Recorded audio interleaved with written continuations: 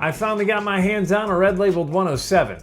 No, not that 107. This is Yellowstone Small Batch 107, a 6-year-old Kentucky straight bourbon whiskey coming from Limestone Branch Distillery. They say that this expression pays homage to the bourbon that once made Yellowstone the #1 selling bourbon in the entire state of Kentucky way back in the 1960s. You have to think that the folks over at Limestone Branch knew what they were doing when they threw a red label and gold topping on a 107 proof bourbon, but that is where the similarities stop, because the mash bill on this puppy checks in at 75% corn, 13% rye, and 12% malted barley, which is actually a pretty familiar mash bill in the bourbon game, especially when the last name of the master distiller is Beam. So as I mentioned, we know the proof, 107. We know the age, 6 years old, but my favorite part so far is the affordability. It checks in at $45, and this is supposed to be part of their everyday lineup, so the availability should be nationwide.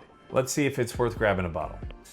The nose is pretty pleasant. It's got some vanillas and caramels right away, some butterscotch to me as well. There's sort of a floral note that I start to pull. Got a little bit of a funk on the nose that I generally get from a pot stilled bourbon. I'm not sure if this is pot stilled or not.